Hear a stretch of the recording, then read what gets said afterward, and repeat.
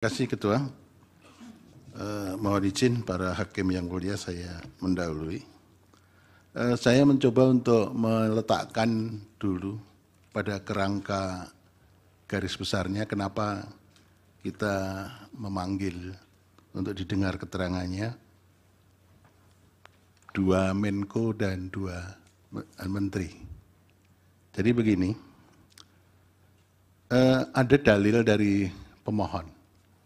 Kedua pemohon itu yang menyebabkan Mahkamah memerlukan penjelasan dari Bapak Menko dan Ibu Menteri Keuangan. Begini juga, untuk pendidikan, karena sidang Mahkamah Konstitusi itu mendapat perhatian publik yang sangat luar biasa. Tidak saja di nasional, tapi juga internasional. Saya pada waktu terakhir ditugaskan Mahkamah Konstitusi ke Venice, itu ada pertemuan Biro MK sedunia, saya hadir di sana.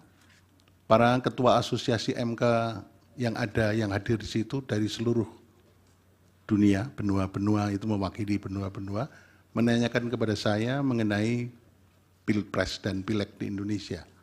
Jadi ini mendapat perhatian yang sangat luas, sehingga ada pendidikan sosial, ada pendidikan politik yang harus kita lakukan dalam persidangan ini. Oleh karena itu, perlu saya sampaikan ada payung yang harus saya sampaikan atau kerangka yang harus kita sampaikan dulu. Kehadiran Bapak Menko dan Ibu Menteri ini, kenapa tidak disumpah? Mungkin ada pertanyaan itu. Beliau itu tidak disumpah karena sumpah jabatan yang dilakukan di istana pada waktu dilantik menjadi menteri melekat sampai pada waktu memberikan keterangan di persidangan ini. Jadi Bapak Menko dan Ibu Menteri itu memberikan keterangan di sini di bawah sumpah di pengadilan. Kemudian yang kedua begini, saya kebetulan hakim konstitusi di antara kita bersembilan, itu yang terlibat mengadili Pilpres dan Pileg 3 kali. Jadi saya mempunyai pemahaman yang agak komprehensif, mendalam. Pilpres kali ini lebih hiruk pikuk. Pilpres kali ini diikuti dengan beberapa hal yang sangat spesifik yang berbeda dengan Pilpres 2014 dan Pilpres 2019. Ada pelanggaran etik yang dilakukan di Mahkamah Konstitusi, dilakukan di KPU, dan banyak lagi yang menyebabkan hiruk pikuk itu. Nah, yang terutama mendapat perhatian yang sangat luas dan kemudian didalilkan oleh pemohon itu cawe-cawenya kepala negara. Nah, cawe-cawenya kepala negara ini, Mahkamah sebetulnya juga kita memanggil kepala negara, Presiden Republik Indonesia. Kelihatannya kan kurang elok. Karena presiden sekaligus kepala negara dan kepala pemerintahan. Kalau hanya sekedar kepala pemerintahan akan kita hadirkan di persidangan ini. Tapi karena presiden sebagai kepala negara, simbol negara yang harus kita junjung tinggi oleh semua stakeholder, maka kita memanggil para pembantunya. Dan pembantunya ini yang berkaitan dengan dalil pemohon. Kenapa kita panggil? Itu karena begini. Dalil pemohon mengatakan keberpihakan lembaga kepresidenan dan dukungan Presiden Joko Widodo dalam Pilpres. Nah, itu kemudian memunculkan beberapa hal. Satu, cawe-cawe yang sudah saya sebutkan tadi. Kemudian keterlibatan ASN, TNI, Polri yang tidak netral. Ada sangkaan, dugaan PJ Gubernur, Bupati, Wali Kota yang PJ itu juga ikut bermain di situ. Ini sangkaan atau dugaan yang perlu dibuktikan di persidangan ini.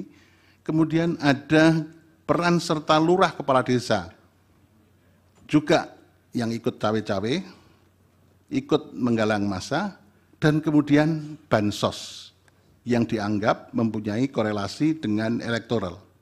Tapi ternyata dari berbagai diskusi, bansos itu elektoral lebih berkaitan dalam persidangan ini muncul, lebih berkaitan dengan elektoral pada Pileg legislatif. Nah, ini mungkin Pak Erlangga nanti bisa Jadi yang partai yang naik pesat suaranya adalah Golkar. Nah ini yang mungkin nanti bisa direspon. Ya. Dari situ kita begini, yang pertama perlu saya sampaikan, kita itu untuk menjadi pelajaran kita bersama, saya tidak menggurui Bapak Menko, Ibu Menteri Keuangan, dan semua pihak, saya tidak punya pretensi menggurui.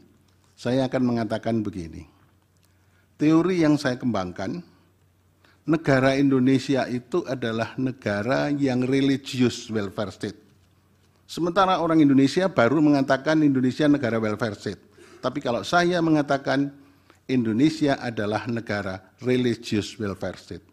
Artinya kesejahteraan tidak hanya yang lahir maupun yang lahir, tapi mau batin juga. Tapi sementara dalam teori yang berkembang hanya disebut welfare state. Tapi kalau saya mengatakan karena ideologi Pancasila, sila pertama, maka Indonesia adalah negara religious welfare state. Kemudian kita harus membangun peradaban, hukum yang negara hukum yang demokratis dan berketuhanan. Dari sini maka Bapak Ibu sekalian, kita ingat sekali pesan dari The Founding Fathers. Yang penting pada kesempatan ini perlu saya sampaikan adalah semangat penyelenggara negara.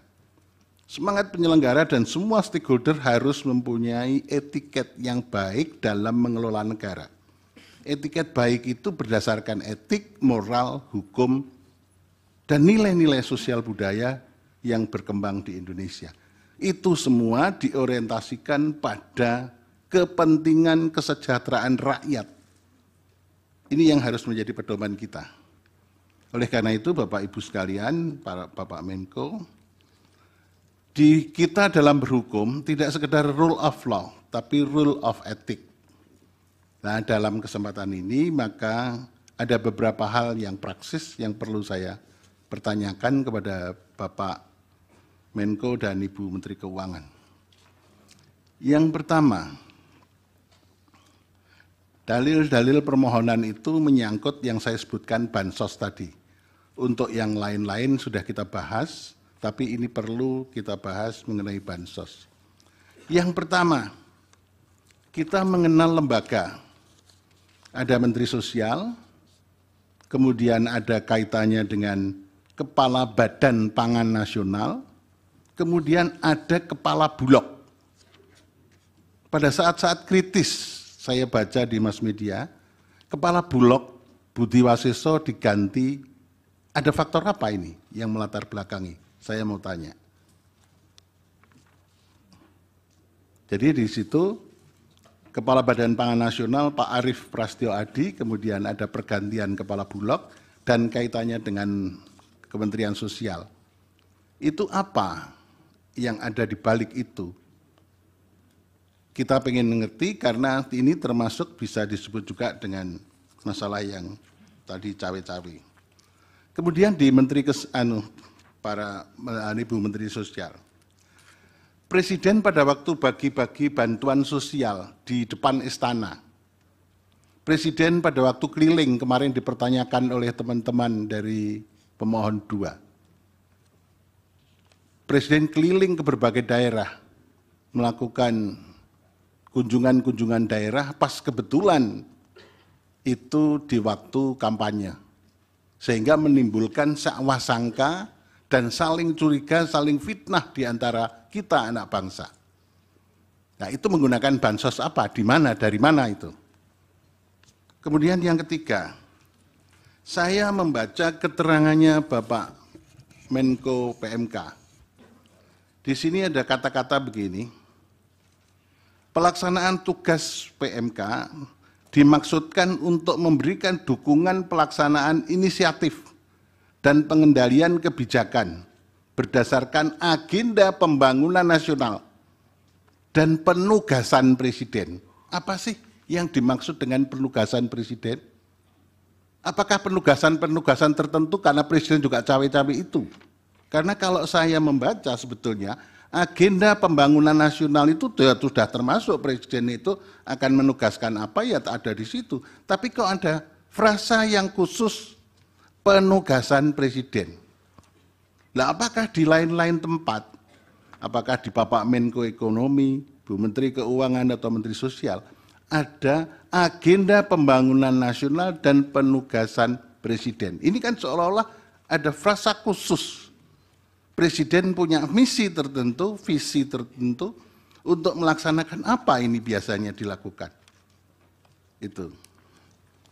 Kemudian yang terakhir perlu saya sampaikan,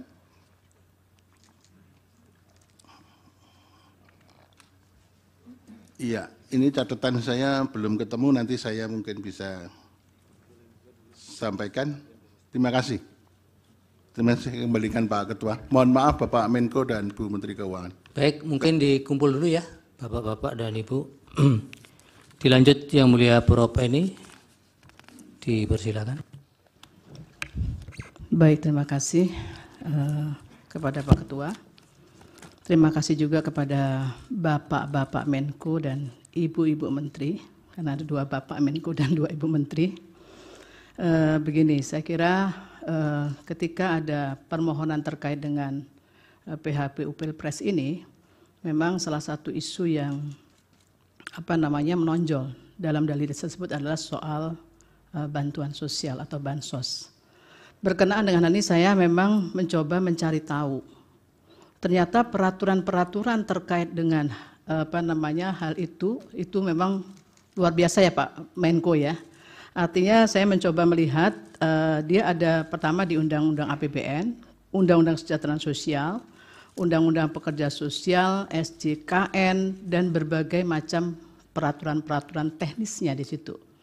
Kalau saya lihat di dalam Undang-Undang APBN, Undang-Undang 19/2023, itu memang ada salah satu pos yaitu belanja pemerintah pusat menurut fungsinya. Yang tadi Bu Menko sudah menyampaikan, itu berkaitan bagaimana kemudian pemerintah ini harus mencapai tujuan kita bernegara untuk mencapai tujuan pembangunan nasional kita, salah satunya. Nah di situ saya mencoba mencari kemudian dari lebih detail lagi, yaitu di dalam penjelasan pasal 8 ayat 2 huruf A Undang-Undang APBN itu ketika bicara belanja pemerintah pusat menurut fungsinya, itu baru ketemu ada fungsi perlindungan sosial di situ. Ya Bu Menko ya, fungsi perlindungan sosial yang kemudian muncullah bantuan sosial. Itu nyelempit ibaratnya di penjelasan itu bantuan sosial itu. Yang salah satunya dinyatakan adalah untuk melindungi terjadinya risiko sosial. Nah, berkaitan dengan ini saya ada beberapa pertanyaan ini kepada Pak Menko maupun nanti kepada Ibu Menteri. Seberapa besar sebetulnya risiko sosial yang terjadi di 2023, kemudian yang diperkirakan akan terjadi di 2024, sehingga kemudian saya lihat di sini memang ada kenaikan perlinsosnya itu sekitar 50 triliun ya Bu ya. Nah kemudian di situ yang menjadi persoalan adalah apakah memang di awal-awal tahun, di awal tahun itu adalah dimulai dari Januari, Februari, ya, di mana tahun-tahun itu disebut dengan tahun-tahun atau saat-saat politik seperti itu memang kemudian anggaran itu sudah bisa dicairkan. Apakah itu menggunakan anggaran di luar itu, apakah memang itu real anggaran 2024 yang sudah bisa dicairkan untuk perlinsos? Itu mohon nanti bisa dijelaskan di awal tahun itu. Apakah pada saat di awal tahun itu juga, itu bisa kemudian dilakukan automatic adjustment. Yang tadi didasarkan pada pasal 28 ayat 1 huruf E itu sudah dilakukan. Ini karena kalau bicara dalil pemohon ada yang mengatakan itu ada automatic adjustment. Benar nggak sih itu? Kami mohon nanti Ibu bisa menyampaikan atau Pak Menko bisa menjelaskan benar nggak ada automatic adjustment berkaitan dengan hal tersebut ya. Kemudian yang berikutnya, ini ada info yang berkembang juga yang perlu kemudian mendapatkan tanggapan dari Pak Menko dan Ibu Menteri. Apakah benar bahwa ada penahanan anggaran dari kementerian lembaga untuk realisasi bantuan sosial di awal tahun itu? Itu mohon nanti bisa ditambahkan penjelasannya. Selanjutnya adalah, kalau saya baca, ini kembali ke Bu Risma kalau yang satu ini. Di dalam Undang-Undang 11/2009, itu soal kesejahteraan sosial, itu sebetulnya nggak mudah ternyata untuk bisa merealisasikan orang yang mendapatkan bantuan, itu nggak mudah ternyata. Saya lihat ada SK Menteri Sosial di sini, artinya ada data terpadu penanganan fakir miskin, ya DTPFK dan data orang tidak mampu atau OTM, dan itu harus diverifikasi dan divalidasi, dan seolah-olah ada peng-SK-annya terhadap mereka itu.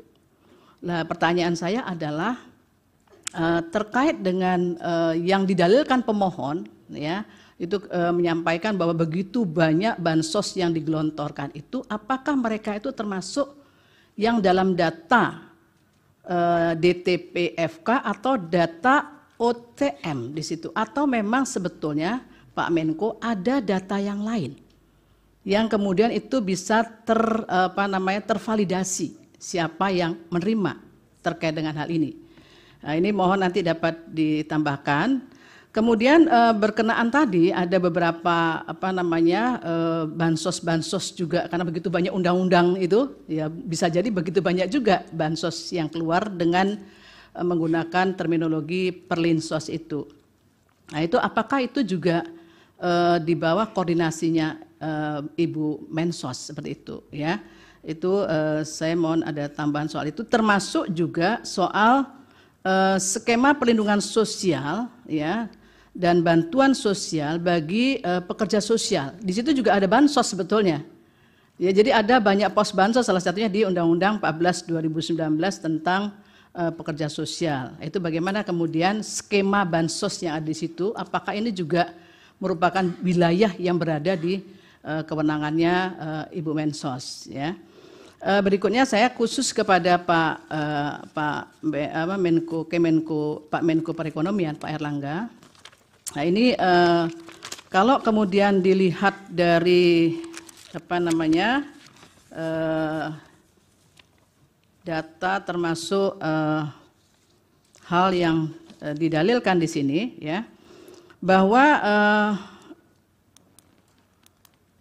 ada kenaikan harga beras, ya, kisaran pada bulan Januari Februari 2024.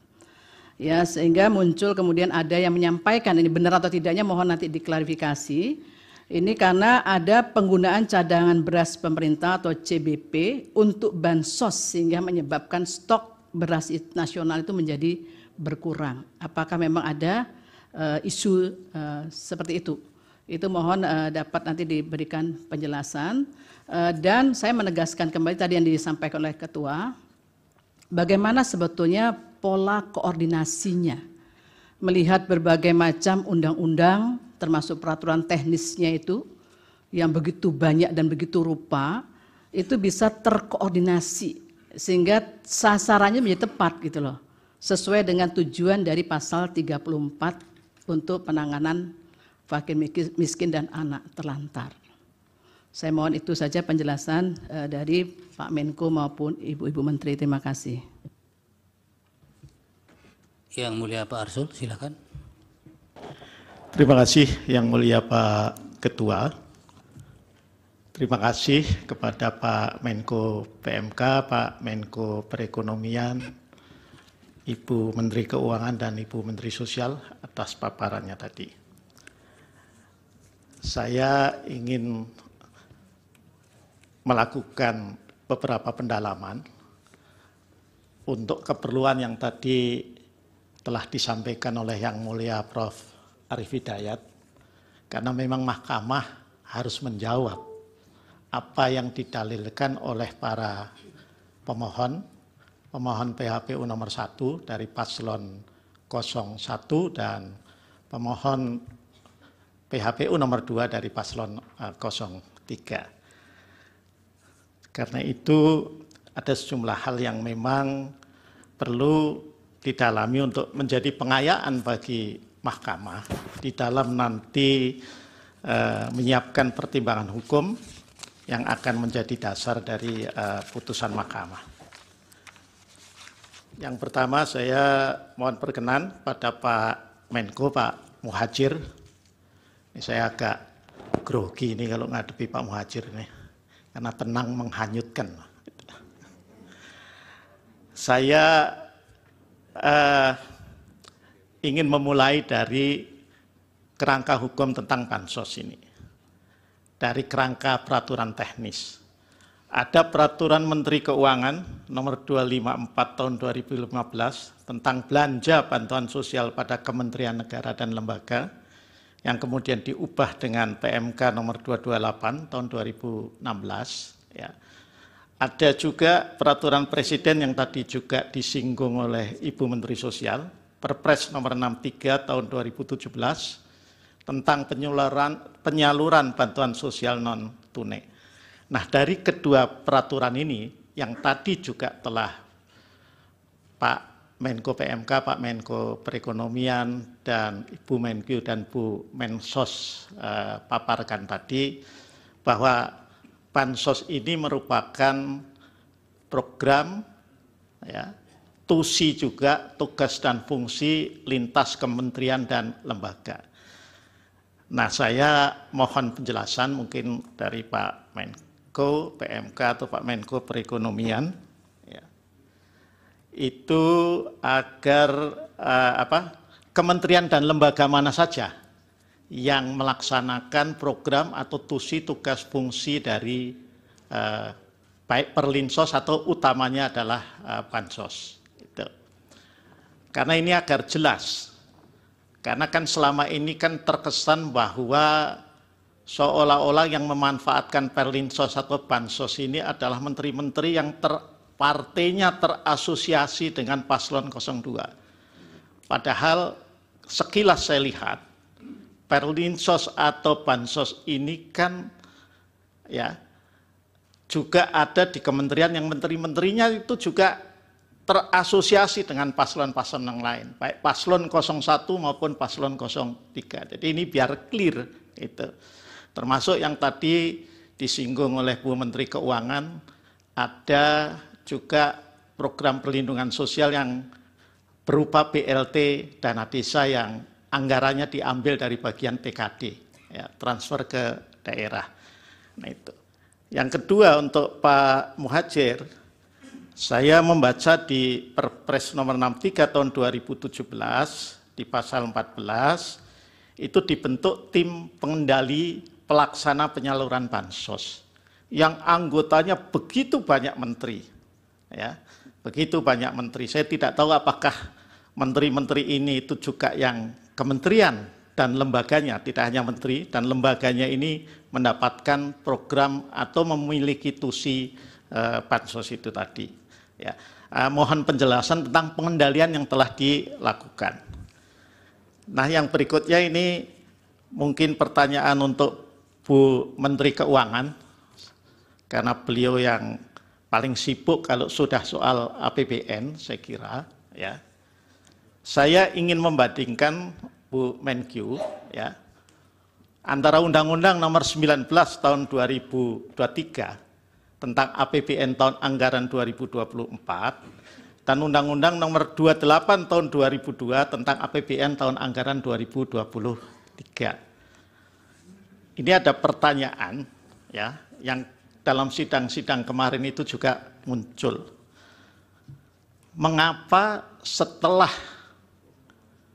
COVID, justru pandemi COVID dinyatakan berakhir, tetapi Perlinsos termasuk bansosnya itu naik. Sebagai gambaran pada awal COVID, ya, tahun 2020, anggaran Perlinsos ini 498, puncak COVID 2021 468,2, kemudian ketika tahun lalu 443,4 triliun, 2023 dan kemudian ini kembali naik 496. Tadi sih memang sudah dijelaskan karena faktor El Nino. Tapi apakah itu hanya satu-satunya faktor? Karena prasangkanya suudonya ini dikaitkan dengan pemilu 2024. Ini barangkali perlu penjelasan. Terlebih-lebih lagi, Bu Menkyu, kalau saya lihat di Undang-Undang Nomor 19 Tahun 2023, ini tidak ada pasal yang seperti ada di pasal di Undang-Undang Nomor 28 Tahun 2022, di mana Kalau di Undang-Undang untuk APBN 2023 itu masih ada pasal 27 di mana pemerintah dapat menetapkan bauran ya kebijakan melalui, maksudnya ini kebijakan perlinsot melalui skema pendanaan antara pemerintah dan juga badan usaha.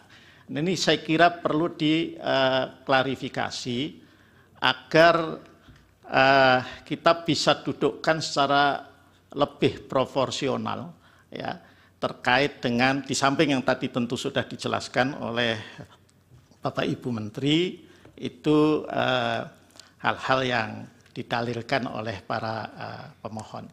Saya kira itu Pak Ketua, supaya bisa berbagi waktu dengan para yang mulia yang lain. Terima kasih. Prof. Guntur, silakan Prof. Baik, terima kasih yang mulia Pak Ketua. Pak Menko PMK, Pak Muhajir, Menko Perekonomian, Pak Airlangga, Bu Menteri Keuangan, Bu Menteri Sosial, dan seluruh hadirin yang sama saya hormati. Pertama-tama tentu saya ingin menyampaikan terima kasih atas keterangan yang telah diberikan kepada mahkamah ini. Tadi sudah Yang Mulia Prof. Arief dan Pak Ketua sudah menyampaikan gambaran ya urgensi kenapa para menteri yang hadir pada kesempatan ini diminta untuk hadir karena kaitannya dengan adanya perkara dalam kaitannya dengan Pilpres ini. Sehingga tentu saya tidak mengulangi lagi, saya langsung saja ke beberapa pertanyaan yang saya ingin tujukan. Pertama kepada Pak Menteri Koordinator PMK, Pak Muhajir. Ini kaitannya dengan anggaran perlinsos ya, perlindungan sosial yang tadi sudah jelas dan beberapa berita juga sudah menyampaikan jumlah anggarannya 496,8 triliun. Yang di dalamnya ini berbagai macam program-program. Nah, tadi juga Yang Mulia Pak Arsul sudah menyampaikan kaitannya dengan adanya tim pengendali. Saya juga memang mau menyoroti menyangkut tim pengendali ini. Nah, apakah yang kaitannya dengan tim pengendali ini memang fungsi dari Kemenko PMK ini sebagai koordinator untuk semua anggaran perlinsos ini, perlindungan sosial, itu untuk semua tim pengendali ini, ada tim pengendali di Kemenko PMK untuk semua program-program perlindungan sosial, untuk semua perlindungan sosial atau per masing-masing. Karena saya juga menemukan ada Perpres 63 2017, ya sebagian disampaikan oleh Pak Arsul tadi, di mana Menteri Menko PMK sebagai ketua pengendali, ketua tim pengendali, di dalamnya ada 18 anggota ya dari berbagai kementerian lembaga. Nah, apakah memang ini, tapi itu hanya untuk kaitannya dengan bansos non tunai. Nah, apakah bansos yang sifatnya tunai itu ada juga tim pengendalinya? Sehingga saya ingin bertanya, apakah tim pengendali ini untuk keseluruhan dari anggaran perlindungan sosial yang nilainya sebesar 496,8 triliun itu, ataukah memang setiap ada kegiatan atau program itu ada tim pengendalinya lagi? Dan tentu kita akan bertanya, bagaimana kinerja dari tim pengendali ini? Apakah ya selama ya khususnya 2023, 2024 ini yang sampai bulan Maret, ya, bagaimana laporan-laporan dari tim pengendali? Apakah ada persoalan-persoalan dalam penyaluran, misalnya kaitannya dengan penyaluran yang berkaitan dengan anggaran perlindungan sosial? Sebab kan Kemenko PMK ini kan mengelola sebagai koordinator untuk anggaran perlindungan sosial yang 496,8 triliun itu. Nah, ini juga saya juga ingin langsung bertanya ke Bu Menteri Sosial.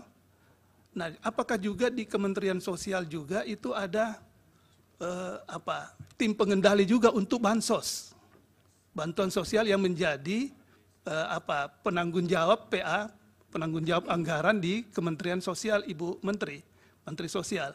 Nah, apakah juga ada pengendali dan bagaimana? Apakah selama ini ya khususnya 2023 dan 2024 ini ada enggak laporan-laporan menyangkut kaitannya dengan penyelenggaraan atau pelaksanaan dari realisasi anggaran bansos ya di Kementerian Sosial yang nilainya 78 triliun Bu ya, kurang lebih ya gitu ya, 78 triliun itu seperti apa? Ya tentu ya dikurangi dengan anggaran belanja pegawai dan sebagainya kan seperti itu. Nah, apakah juga ada seperti itu sehingga kita bisa mengetahui bahwa ya memang ada monitoring terkait dengan pelaksanaannya.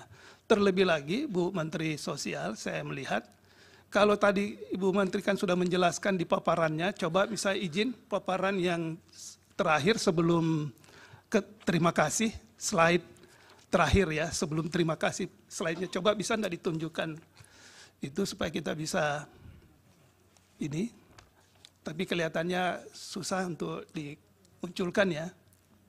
Kalau memang bisa itu saya pengen yang kaitannya bansos sembako dan PKH. Nah di situ Ibu menjelaskan bahwa dalam hal penyaluran bansos ini itu kan dilakukan melalui cash transfer ya dan juga melalui kantor pos. Nah, cash transfer ini kan berarti dari rekening ke rekening PKM ya, penerima PMK, penerima manfaat, penerima KPM, keluarga penerima manfaat. Ya itu dia di atas itu. Nah, apakah selain dari dua sistem atau model penyaluran ini, apakah ada model lain? Ya, misalnya kalau saya tidak salah juga ada dalam bentuk pembayaran ke komunitas. Apakah memang ada yang istilahnya penyaluran bansos melalui pembayaran komunitas? Nah, ini bagaimana bentuknya nih pemberian bansos melalui pembayaran komunitas? Nah, apakah di situ juga ada unsur misalnya ketika menyerahkan, karena kalau misalnya dari cash transfer itu kan ya by name by address tadi itu kan tidak ada persoalan karena sudah daftar ini sudah tetap gitu, enggak, sehingga memang di sini tidak ada unsur media yang bisa menyampaikan kan. Beda kalau itu dalam bentuk komunitas ini menurut saya kemungkinan ada media yang bisa meliput dan sebagainya, kan seperti itu. Nah, apakah Bu Menteri ketika itu melalui bentuk lain yang selain rekening, kantor pos, juga kalau saya tadi dengar paparan Bu Menteri, itu kan juga melalui rekening juga, meskipun melalui kantor pos, kan gitu. Jadi dari rekening giro ya, kalau saya tidak salah, itu sehingga praktis kita mengatakan tidak ada tidak ada unsur-unsur yang sifatnya ada hal-hal yang bisa kaitannya dengan insentif elektoral ya. Kalau kita mau mengatakan karena ini langsung rekening ke rekening KPM itu. Tetapi kalau untuk yang komunitas ini bagaimana bentuknya, Bu? Kami perlu mendengar. Apakah di situ Ibu juga mengundang misalnya anggota legislatif ya? Sebab kemarin di sini kita dengar dalam persidangan itu ada anggota legislatif yang menyatakan bahwa kami ikut terlibat dalam hal penerimaan itu diundang oleh Menteri Sosial. Nah, ini bentuknya bagaimana? Nah, ini kami perlu mohon penjelasan menyangkut ini Bu Menteri Sosial ya, Bu Tri Sri Maharini. Kemudian saya ke Bu Menteri Keuangan ya. Sebetulnya saya Bu Menteri Keuangan, Bu Menteri ini saya sudah menyiapkan 12 pertanyaan sebetulnya untuk mendalami Ibu, tapi karena waktu juga yang sangat terbatas dan yang terpenting Ibu Menteri sudah dalam paparannya menjelaskan semua hal sehingga tersisa tinggal 2 ini yang saya ingin tanyakan ke Bu Menteri Keuangan. Yang pertama yang kaitannya dengan tadi, dalam kaitannya dengan automatic adjustment ini, ya penyesuaian secara otomatis ini. Nah, apakah penyesuaian otomatis ini sama atau beda dengan refocusing itu? Kalau saya tidak salah, refocusing itu adalah di mana pemerintah itu ingin mengkhususkan pada program-program tertentu.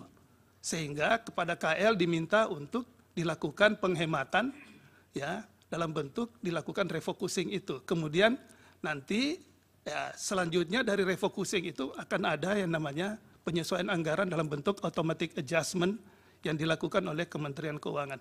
Nah, pertanyaan saya di sini adalah yang apa yang dilakukan oleh Menteri Keuangan terlebih dahulu, apakah automatic adjustment-nya dulu dilakukan penyesuaian anggaran dulu, di mana dalam bentuk pemblokiran anggaran kementerian lembaga, tapi tidak untuk dipindahkan anggarannya, tetapi tetap di KL-nya. Ya. Kemudian dari anggaran itu akan dilihat, kemudian untuk mengarahkan pada refocusing pada program-program yang ingin dicapai oleh pemerintah. Ataukah memang refocusing dulu, kemudian nanti setelah refocus diketahui yang mana ingin dijadikan target anggaran itu, kemudian dilakukanlah ya kepada kementerian lembaga diminta untuk ya menyimpan ya dalam bentuk pemblokiran anggaran yang sifatnya nanti bisa saja nanti dibuka blokirnya, atau kalau memang dibutuhkan anggaran itu akan ya sebagaimana Bu Menteri sampaikan tadi dalam rangka untuk fleksibilitas dalam menghadapi isu-isu global atau ketidakpastian perekonomian negara kita dan internasional. Saya kira itu gimana sih sebetulnya melihat dari antara refocusing itu dengan automatic adjustment tadi. Kemudian yang kedua yang tersisa dari Bu Menteri Keuangan yang saya ingin tanyakan, nah terkait dengan usulan pagu anggaran, ya usulan pagu, tentu kan semua ini dari anggaran Perlinsos yang besarnya 496,8 triliun itu kan tentu sudah pagu anggaran dari masing-masing KL yang sudah, ini kan sudah fix semua nih, kecuali nanti kalau ada automatic adjustment. Nah, dalam kaitannya dengan automatic, ini isu yang kita juga tangkap juga di dalam persidangan ini, Bu Menteri, itu ada rencana automatic adjustment sebesar 51 triliun. Apakah ini nanti akan mau digunakan untuk dalam kaitannya dengan bansos ini? Jadi apakah memang ini mau diarahkan ke sana? Dan apakah anggaran Kementerian Sosial juga ini akan mengalami yang namanya juga automatic adjustment dalam kerangka refocusing anggaran tadi? Ya, apakah jadi ibaratnya menurut saya sangat ironi kalau memang ini kebutuhannya untuk memberikan dukungan kepada kalangan yang rentan dari segi sosial, kemudian Kementerian Sosial kemudian anggarannya dilakukan yang namanya automatic adjustment juga meskipun 5%. Dan 5% untuk Kementerian Sosial itu kan besar juga nilainya. Nah, oleh karena itu apakah ini juga untuk Kementerian Sosial akan dilakukan juga semacam automatic adjustment dalam kaitannya dengan anggaran bantuan sosial di Kementerian Sosial itu? Atau memang tidak dilakukan automatic adjustment khusus untuk Kementerian Sosial dan mungkin juga untuk kementerian-kementerian atau lembaga lain? Mungkin itu butuh penjelasan sedikit menyangkut hal tersebut. Kemudian untuk Pak Menko Perekonomian, ya saya ingin sedikit tadi kaitannya dengan yang Pak Menko Perekonomian sampaikan menyangkut adanya pelaksanaan yang kaitannya dengan rapel 4 bulan. Ini juga menjadi isu juga yang perlu kita ketahui, dalami. Rapel 4 bulan ini untuk BLT BBM contohnya yang 150.000, itu pertimbangannya apa ya? Mungkin Pak Menko. Ya, karena kalau misalnya dalam kondisi seperti ini, kemudian ada dilakukan rapel itu 4 bulan, nah ini kan bisa menjadi duga-dugaan gitu. Jadi ada dugaan-dugaan yang tentu bisa membuat bahwa rencana keinginan pemerintah untuk memberikan rapel itu karena kondisi misalnya dalam keadaan darurat atau antisipasi kondisi yang memburuk, ya. Nah, sehingga perlu dilakukan rapel itu. Ataukah mungkin ada pertimbangan lain sehingga menurut hemat saya yang hal-hal seperti ini perlu clear di dalam ruangan ini supaya kita ketahui apa pertimbangannya sehingga dilakukan, meskipun tadi Pak Menko tadi sudah menyampaikan dasar hukumnya. Dasar hukumnya sudah jelas, ya, tetapi itu dasar hukum untuk rapelnya. Tapi kenapa harus 4 bulan? Kenapa tidak 2 bulan? Kenapa tidak 3 bulan? Dan momentum merapelnya itu, ya juga mesti ada penjelasan. Kenapa misalnya rapelnya di bulan Januari, Februari, Maret, ya, dan seterusnya. Mungkin ini perlu kami ketahui supaya kita jelas mendapat gambaran menyangkut kaitannya dengan adanya rapel ini. Mungkin itu dari saya Yang Mulia Pak Ketua, terima kasih. Baik, masih ada dari Yang Mulia? Silakan Pak Ridwan dulu, Yang Mulia. Baik, terima kasih Yang Mulia Ketua. Selamat pagi, terima kasih Pak Menko Bidang Pembangunan Manusia dan Kebudayaan Indonesia. Yang saya hormati pula Pak Menko Bidang Perekonomian Indonesia, Ibu Menteri Keuangan dan Ibu Menteri Sosial. Selamat datang di Mahkamah. Saya sedikit saja. Saya betul setelah mendengar tadi beberapa keterangan, terima kasih juga atas keterangan yang telah tadi disampaikan tadi. Saya memahami bahwa bagaimana upaya pemerintah untuk melindungi masyarakat kita, ya, tentunya dalam menghadapi berbagai kerentanan dan tekanan kehidupan. Khususnya memang terhadap hal-hal yang paling pokok bagi mereka. Nah, saya mengaitkannya di tengah era pesta demokrasi, banyak yang masih mengeluhkan misalnya kebutuhan pokok sembako yang masih tinggi, dapur yang kadang-kadang tidak berasap dan sebagainya itu berhari-hari. Nah, tentu saja dengan adanya berbagai macam program yang sudah tadi disampaikan, ada Perlinsos, ada Jamsos, ada Bansos, dan juga termasuk pada mitigasi risiko terhadap hal-hal ini. Nah, tentu saja bagaimana disampaikan dalam pelaksanaannya itu dengan mekanisme APBN dan juga bersama DPR serta kementerian-kementerian terkait. Pertanyaan saya adalah kepada yang terhormat Pak Menko Bidang Pembangunan Manusia dan Kebudayaan. Saya menghubungkannya kondisi yang tadi diceritakan dan juga kondisi kinerja yang dilakukan itu dihubungkan dengan perkara yang sedang berlangsung pada saat ini. Dari kedua pemohon itu antara lain menyebutkan dalam dalilnya, selain yang lain itu adanya kegiatan aparatur negara dan juga menteri-menteri, ya, yang lekat dengan khususnya di dalam kegiatan kampanye, dalam penyaluran, pendistribusian, di situ ada keterlibatan aparat yang dimaksud. Nah, apalagi saya kaitkan dengan fungsi dari kementerian bidang pembangunan manusia dan kebudayaan. Antara lain di sana akan ada yang ketiga itu melakukan pengendalian pelaksanaan kebijakan, kemudian juga pengelolaan penanganan isu terkait dengan bidang pembangunan manusia dan kebudayaan, kemudian pengawalan terhadap program prioritas nasional, sebagaimana tadi juga disampaikan, yang berkaitan dengan kebijakan yang diputuskan oleh Presiden. Pertanyaan saya adalah, mungkin nanti bisa dijelaskan juga oleh Ibu Menteri Sosial, karena Ibu saya tahu persis rekam jejaknya itu sangat humanis ya, berkaitan dengan rakyat kecil, berkaitan dengan perempuan dan anak-anak. Mungkin nanti bisa juga menambahkan bagaimana Pak Menko menjelaskan kondisi saat ini mengenai penggunaan fasilitas. Kalau di luar sana banyak sekali dari hal berkaitan dengan kendaraan, bahkan ajudan, bahkan handphone pun yang memang dipinjamkan oleh negara, itu digunakan dalam kegiatan-kegiatan yang berkaitan dengan pesta demokrasi kita ini. Nah, saya kira untuk menjelaskan itu saya persilakan kepada yang terhormat Pak Menko dan juga Ibu Menteri Sosial. Terima kasih Yang Mulia Pak Ketua. Baik, dari Yang Mulia Pak Daniel. Baik, terima kasih Yang Mulia Pak Ketua. Terima kasih juga untuk Bapak Menko dan Ibu-Ibu Menteri untuk keterangannya. Saya hanya dua hal, ini kebetulan sudah hampir terakhir nih.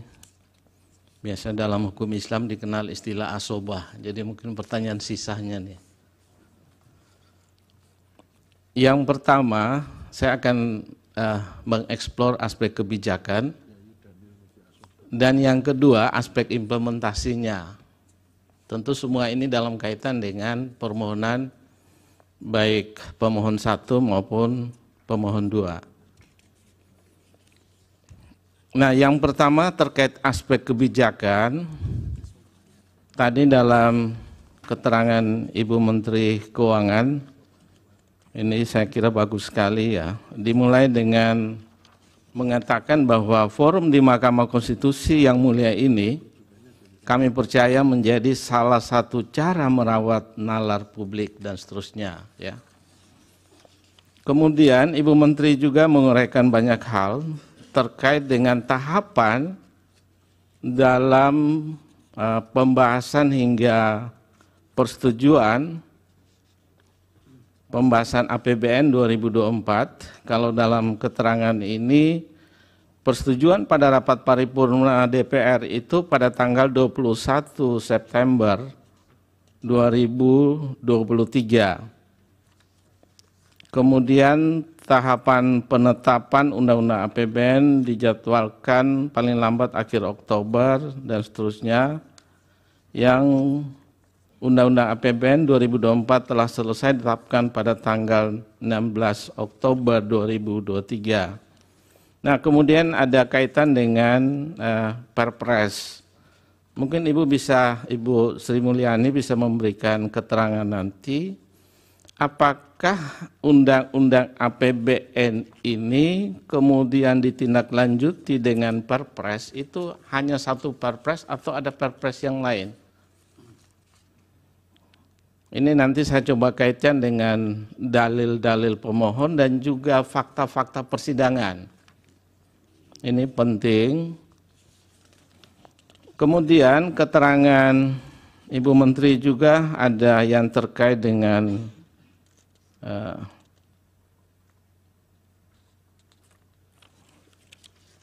soal alokasi anggaran Perlinsos yang jumlahnya itu sekitar 496,8 triliun. Kalau anggaran sebesar ini, pertanyaannya adalah apakah alokasi anggaran tersebut itu bisa direvisi atau tidak? Nah, kalau direvisi dasarnya apa? Kemudian bagaimana mekanismenya? Karena tadi ada, bahkan ini kemarin dalam persidangan, keterangan dari saksi, itu dari Komisi 8 DPR RI, itu yang mengatakan bahwa tadi juga sudah ada rapat terbatas intern Presiden dengan beberapa menteri tanggal 6 November 2023. Nah, saya tidak tahu sejauh mana apakah ratas intern tersebut kemudian melakukan perubahan terhadap kebijakan yang ada atau tidak, misalnya Perpres dan sebagainya. Karena tadi dalam keterangan Ibu Menteri Sosial, Ibu Risma mengatakan bahwa anggaran BLT El Nino itu tahun 2024 tidak ya. Nah, saya melihat catatan kemarin dari saksi Pak Aceh Hasan Sadili, itu dinyatakan bahwa ada 3 kali raker dengan Ibu Menteri Sosial. Yang pertama 31 Agustus, yang kedua 14 September, dan yang terakhir ini 7 November. Nah, kalau saya coba kaitkan dengan ratas tanggal 6 November, artinya sehari setelah itu, Ibu kemudian raker. Nah, apakah dalam ratas itu yang kemudian hilangnya BLT El Nino di Kementerian Sosial? Atau tidak? Nanti Ibu bisa memberi keterangan, karena ini kami perlu konfirmasi. Saya mencoba untuk merelevansikan fakta-fakta persidangan terkait dengan hal ini. Kemudian yang kedua soal implementasi ini. Yang pertama, tadi Pak Menko PMK dalam keterangan menyatakan bahwa ikut membagi di daerah Jawa Timur kalau tidak salah, atau di tempat yang lain. Nah, kemudian Pak Menko Perekonomian, ini Pak Menko di satu sisi sebagai Menko, tapi saya masih ingat bahwa pada tahun 2021 ada berita yang menyatakan terkait dengan kedudukan Pak Menko sebagai Ketua Komite Penanganan COVID-19 dan Pemulihan Ekonomi Nasional atau PEN, di mana realisasi pemulihan ekonomi nasional itu sampai 11 Mei kalau tidak salah 2021 mencapai 172,35 triliun. Nah, pertanyaan saya adalah apakah Bapak sampai saat ini masih menduduki jabatan sebagai Ketua Pemulihan Ekonomi Nasional atau tidak? Karena tadi apa yang disampaikan Yang Mulia Prof. Arief, seolah-olah ada korelasinya karena jabatan Bapak ini kemudian suara Partai Golkar naik signifikan gitu. Mungkin bisa memberikan konfirmasi terkait dengan jabatan Bapak, apakah masih sampai dengan saat ini menduduki jabatan tersebut ataukah tidak. Kemudian yang terakhir ini soal masih implementasi ini adalah, tadi kalau keterangan Pak Menko PMK ikut membagi-bagi pelinsos ya, entah yang mana saya tidak terlalu ingat. Yang kedua, Pak Menko Perekonomian juga itu beberapa kali, ini fakta persidangan itu terungkap di sini. Nah, kemudian sedangkan justru Ibu Mensos ini perannya sangat minimalis nih. Ada apa nih Bu Mensos? Apakah setelah rapat kerja dengan DPR itu kemudian membuat Ibu jadi tidak nampak dalam pembagian bansos dan sebagainya. Nah, kemudian yang terakhir ini saya kalau tidak salah kemarin dari Paslon 01 yang mengungkap dalam persidangan bahwa Bapak Presiden itu 24 kali kunjungan ke daerah dengan membagi bansos. Tidak, ini dari pemohon ya. Saya tangkap itu kemarin dalam persidangan. Nah, pertanyaan saya adalah dalam teknis pembagian bansos ataupun pelinsos, apakah Pak Menko PMK, Pak Menko Perekonomian, selain Ibu Mensos dan juga Pak Presiden itu boleh terlibat? Karena fakta-fakta persidangan ini saya kira perlu juga mungkin ada informasi bagi persidangan, karena dari pemohon baik 1 maupun 2 ada kecurigaan dari mana alokasi anggaran bantuan sosial yang disampaikan oleh Presiden. Nah, saya kira itu 2 hal yang saya sampaikan dalam kesempatan ini. Yang pertama berkaitan dengan kebijakan dan yang kedua berkaitan dengan implementasi. Terima kasih, saya kembalikan pada Yang Mulia Pak Ketua. Terima kasih Yang Mulia. Terakhir dari Prof. Saldi, Pak Wakil silakan. Terima kasih Pak Ketua. Tadi kalau Yang Mulia Pak Daniel mengatakan sisa-sisanya, saya lebih sisanya lagi. Jangan-jangan nggak ada sisanya yang mau saya tanyakan ini. Terima kasih kepada Pak Menteri Menko dan Ibu Menteri. Saya lebih banyak mengaitkan ini dengan permohonan kedua pemohon ini, baik permohonan nomor 1 maupun permohonan nomor 2. Ini Bu Menteri, Pak Menko, ini ada salah satu tabel yang di kedua permohonan itu sebetulnya ada, yang mencantumkan list perjalanan Presiden. Ini karena dua permohonan ini lebih banyak bergeraknya ke Presiden ini sebetulnya. Karena dalilnya bertumpu di sini. Jadi kami harus menanyakan, apa sih kira-kira yang jadi pertimbangan Presiden memilih misalnya ke Jawa Tengah itu lebih banyak kunjungannya dibandingkan ke tempat lain. Ini yang berkaitan dengan kunjungan yang ada pendistribusian bansosnya. Nah, itu yang didalilkan oleh pemohon. Nah, kalau ini kami bisa dibantu menjelaskannya, itu akan lebih mudah kami, apakah yang didalilkan pemohon itu bisa dibenarkan atau tidak. Nah, tolong kita dibantu ini oleh 4 menteri ini berkaitan dengan ini. Itu yang pertama. Masih berkaitan dengan peta ini, kira-kira ini alokasi dana yang dibawa untuk kunjungan-kunjungan Presiden itu yang dari mana saja? Pak Menko dan Ibu Menteri, ini satu yang terkait langsung dengan permohonan yang diajukan oleh kedua pemohon. Yang kedua, ini kan sering dilakukan pertemuan ya, Pak Menko tadi bilang, Pak Menko PMK maupun Menko Perekonomian sering dilakukan pertemuan. dalam suasana pertemuan yang sudah berhimpitan dengan jadwal pemilu itu, ada enggak warning dari yang melakukan pertemuan ini, terutama warning yang berkaitan dengan sensitivitas suasana pemilu. Jadi misalnya ada yang mengingatkan, kita harus hati-hati juga, jangan kita menjalankan agenda yang sudah disusun dalam APBN, lalu diterjemahkan sebagai kegiatan politik. Ada enggak dalam rapat-rapat seperti itu diingatkan supaya pemaknaan atau penafsiran berbagai pihak bahwa ini ada kaitannya dengan politik itu pernah diingatkan enggak? Itu yang kedua. Yang ketiga, itu masih berkaitan dengan automatic adjustment tadi Bu Menteri Keuangan. Ya, automatic adjustment atau terkait dengan pemokusan ulang mata anggaran itu. Seberapa sering sih sebetulnya dalam 5-6 tahun terakhir itu dilakukan di awal tahun? Nah itu, dilakukan di awal tahun.